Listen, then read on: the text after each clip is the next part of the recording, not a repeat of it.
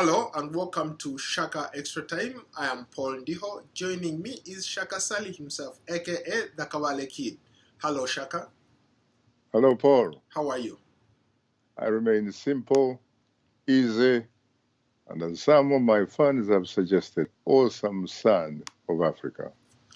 How is coronavirus treating you? My friend, you know, I can't remember when I last went out. I've been right here as if, in fact, I'm in self-quarantine.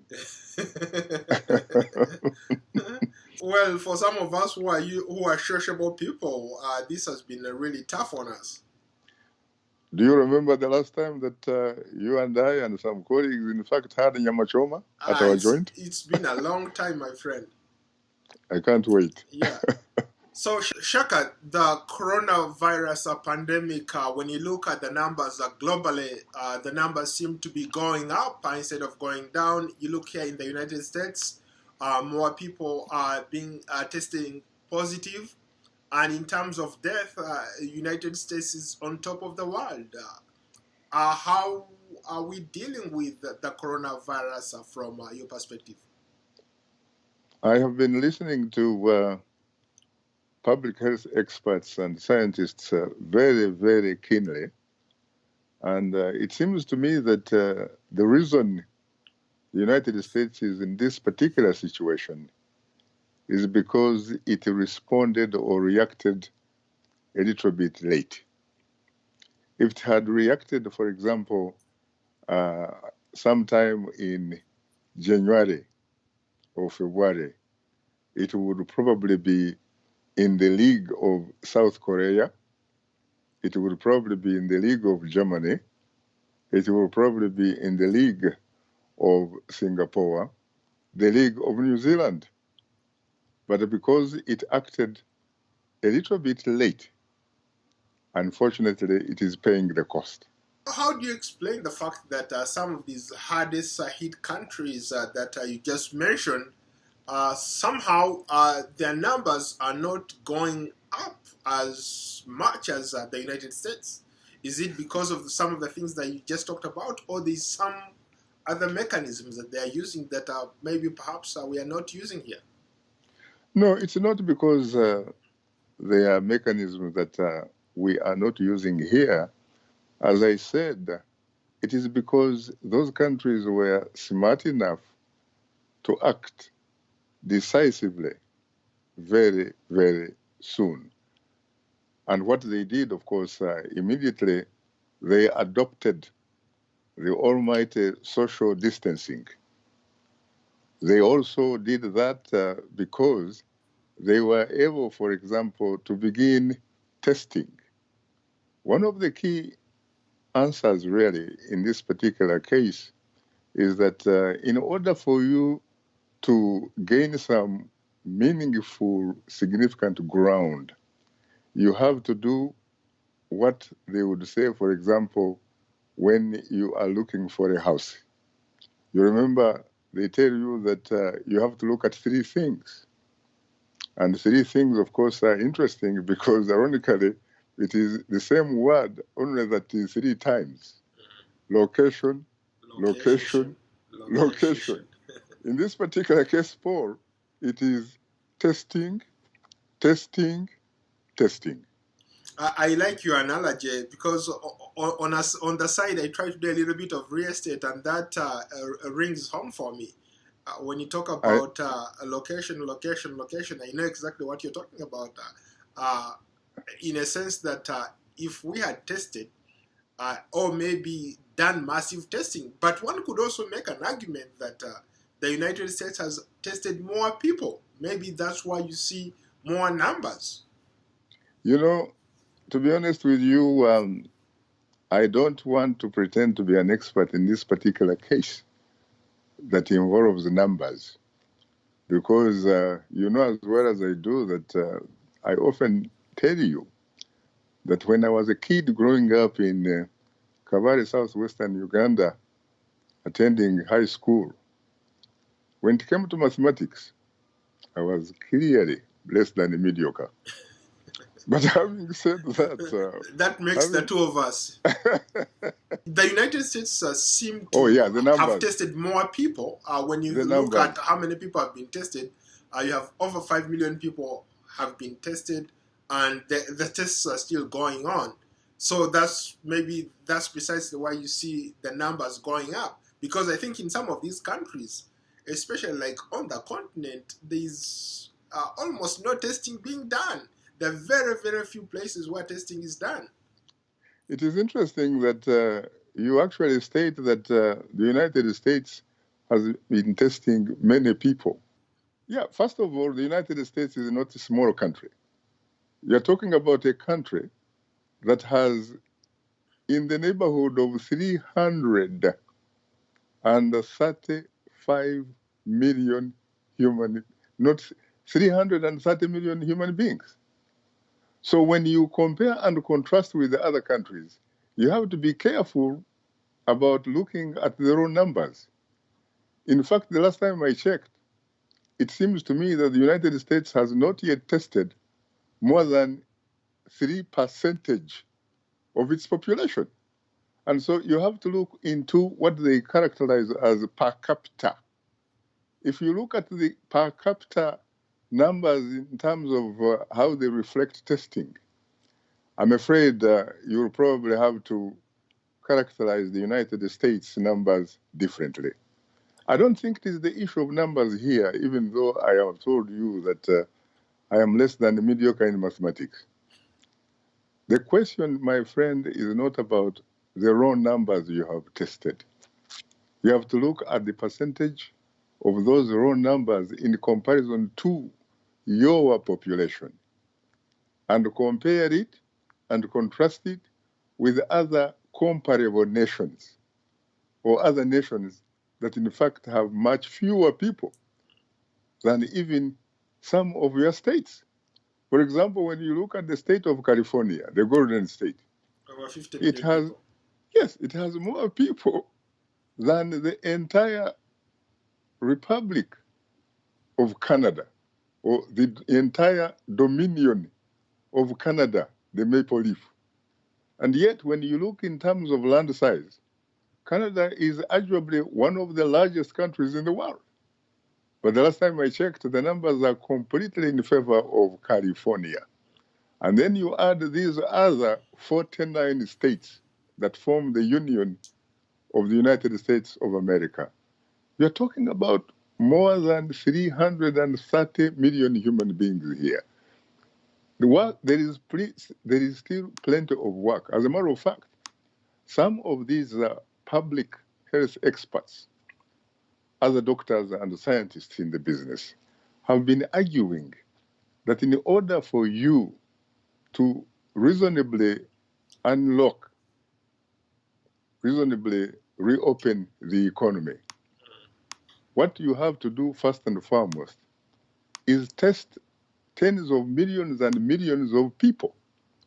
Once you are able to do that, then you gain the sort of confidence that you might need, and the population will also follow you in reopening the economy. Because yes, it is true that if you do not reopen the economy, it's quite possible that you might in fact trigger a second virus, the virus of starvation.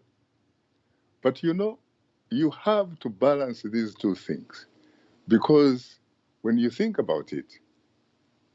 about it, there is no way you can look at the economy as a substitute of life. But Shaka, on the other hand, maybe I beg to differ a little bit.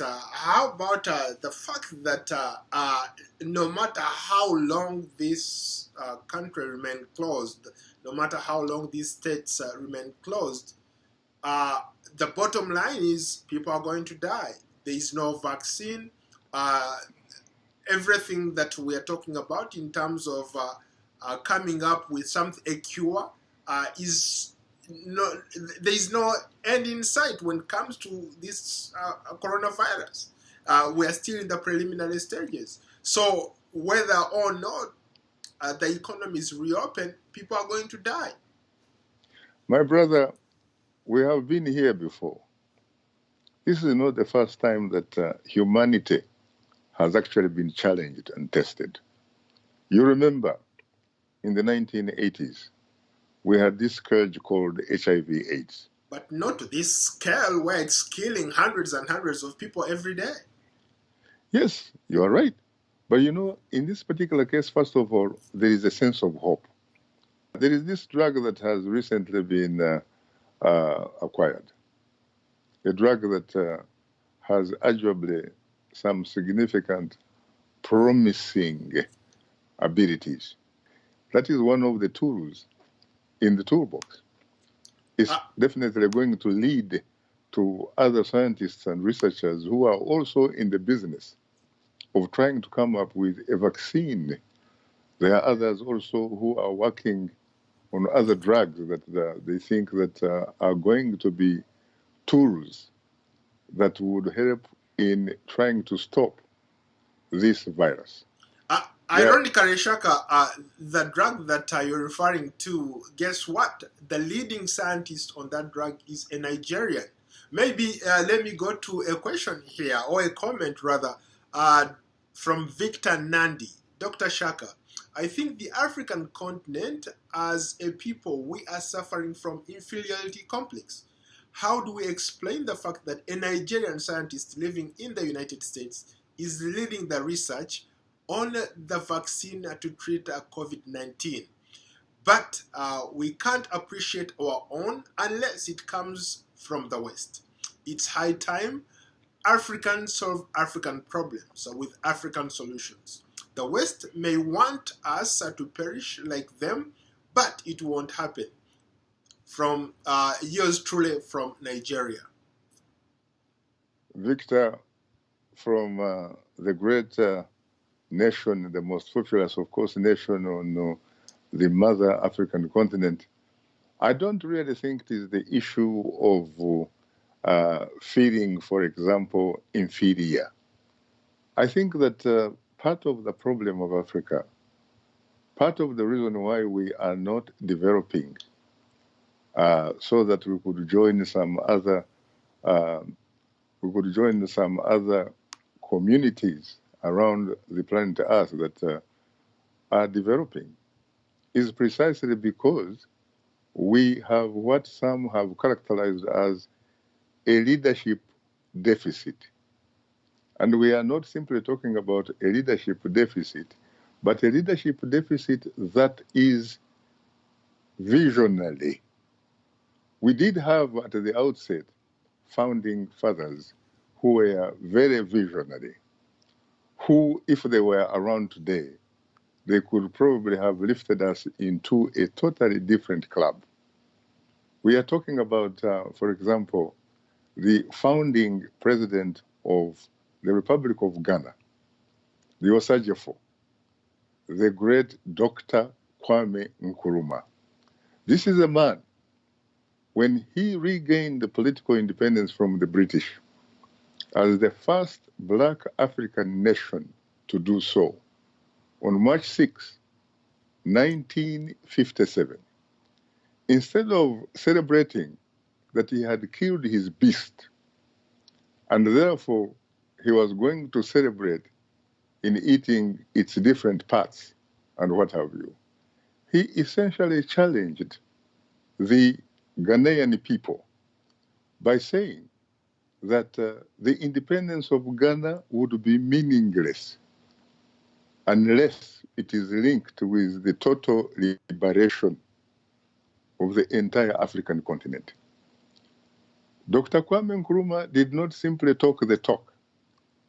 He clearly made sure that he actually walked that talk by providing the necessary tools to the people who were struggling and fighting for their freedoms. So that at the end of the day, those people, just like Kwame Nkrumah had actually stated, were able to win their freedom. We can't keep reliving history. We are in the present. We want solutions for now, not what happened 50, 60 years ago. I understand, but you know, I am also a student of history. I happen to know that unless you know where you are coming from, You cannot be sure where you are or where, in fact, you are headed. So history is very important. Why do you think we spend a lot of time talking about people like the great Socrates when we talk about democracy? Why do we talk about Plato?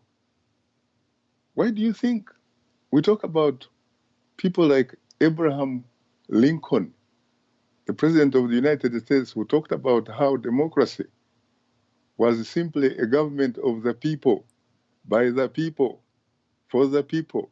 These are people who lived a long time ago, Paul. But we actually go back and learn from their experiences, their knowledge, and tap from their wisdom. I agree. That is why our grandparents are very, very important. Our grandparents are sources of wisdom. You cannot replace them. I totally agree with you, Shaka. But we are looking at COVID-19. We are not doing a history lesson here. We are looking at COVID-19. What kind of solutions can we come up with now from the perspective of Africans? Can Africans unite? Can African leaders do something about it? We should do that, but you were asking me a question that was asked by Victor from Nigeria, who talked about how a great Nigerian scientist is essentially holding a key position in the either discovery or in the process of looking for a solution towards the coronavirus pandemic. There are so many people like that great Nigerian scientist in this country.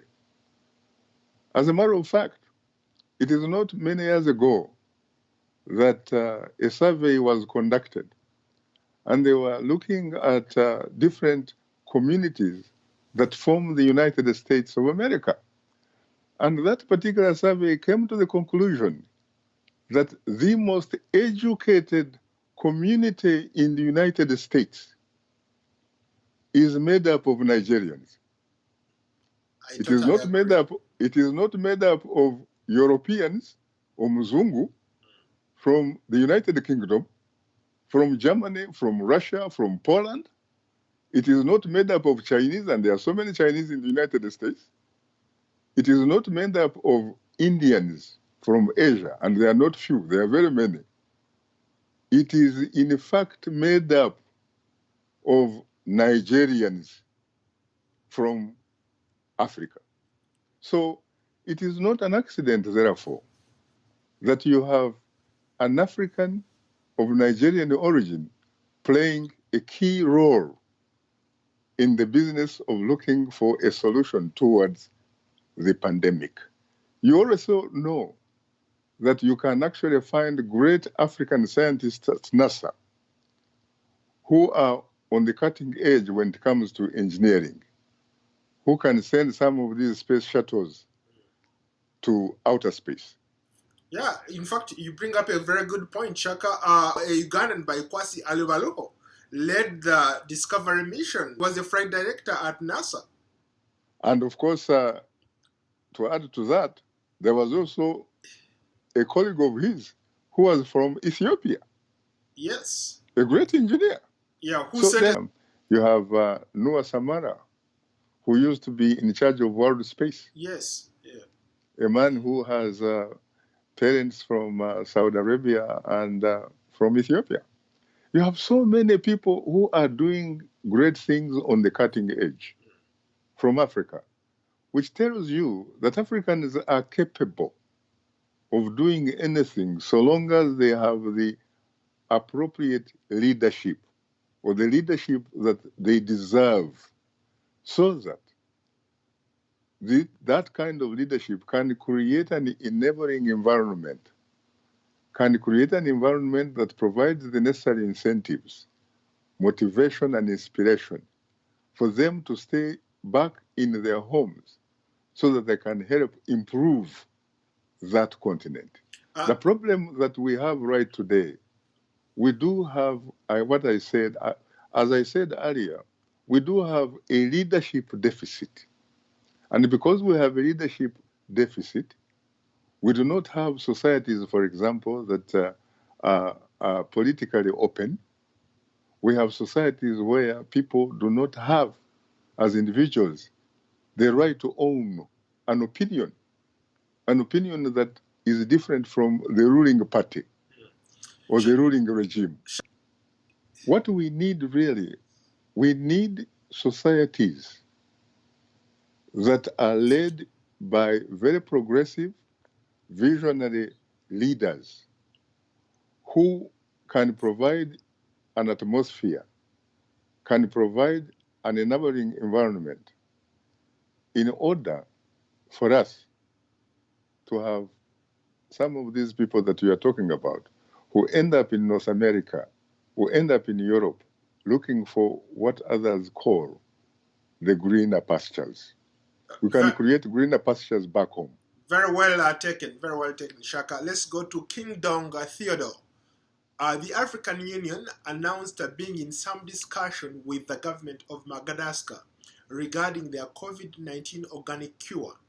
In your opinion, do you think it's time Africans embrace herbal medicine more to try to invest more in areas as a means to support the poor healthcare system, or should government increase funding in the area of research in herbal medicine, like our ancestors did? I think that there's nothing wrong in, for example, I'm blessing a research that has been done in herbal medicine. So long as that research is subjected, first and foremost, to the laws of science, so long as that science meets the international scientific protocols or standards as set by the discipline of science, and to a certain degree as also supported by the United Nations World Health Organization, which is based in Geneva. But how about the argument that sometimes to go through those processes, there is a lot of politics involved. For example, these big countries, the superpowers, always want to be the ones who come up with a cure. Going back to the point you just made, this herbal medicine that was quote unquote discovered in Madagascar has come under criticism simply because it's coming from an unknown African nation. But if it had maybe come from the West or Europe, people would say maybe we should give it a shot. Not really. You raise a very interesting point, especially when you talk about the element of politics. You know as well as I do that politics can be defined as the art of all possibilities. It can also be defined as about who gets what, when, where, how, and why. But to be very honest with you, if that herbal medicine or drug from Madagascar met certain basic scientific standards, and there are so many Africans who are very senior scientists who would be part of the vetting system. For example, the gentleman who headed the UN World Health Organization in Geneva is a qualified physician, scientist from Ethiopia. He was one of those people to come out openly and saying, this is not for real. I think he was simply looking at a drug that could not qualify. Yeah, but he works for an institution that is at the peak of politics. No, that is very true. He said, if it is going to happen, we are going to have to follow, he said, the international scientific protocols that can apply anywhere. and everywhere. So I don't think that Africa is someplace because it is not testing, it probably hasn't tested as many as you suggest. That therefore it could be the place where the vaccine, the experimental vaccine, should be necessarily tested. Okay, let's go to Kerega Regan. Dear Dr. Shaka, I think this coronavirus has exposed the continent where you and I come from, because the African Union has not, for example, put in place institutions like the disease control centers so that African researchers can make their mark on the global research stage. What say you about that? My brother Reagan, I hear you. But you're probably looking at an institution that is probably takes the blame of a victim. The African Union, unlike, for example, the European Union, is not the type of institution that has the teeth that can in fact bite. The powers of the African Union are largely reflected in some of the more powerful member states on the continent. That's part of the problem, especially because this virus has in fact taught us, if there is anything, that it does not care about those different types of things. It will strike you anywhere, anytime. Let's go to the last comment from Ben Trinomujisha. The lack of economic lifeline in most danger is the most dangerous phase we have already faced. Hunger pangs hitting us hard. So what should we do, Shaka? Ben, you are right. You are right. In fact, I have said this and I will say it again. You know, there is a saying that to whom much is given, more is expected. In this particular case, I would rather say, to whom much is given, much should be expected to be shared. I should take this opportunity to appeal to those people who are in charge of the states of Africa. If they cannot find money in the state coffers, surely they could go around with their families and raise funds from some of the people within their countries, within their borders, who are luckier than the rest who happen to be less luckier than them, so that they can mobilize resources and make sure that these resources are distributed equitably to the needy on the continent. I think that the leaders of Africa, at whatever levels, have an obligation.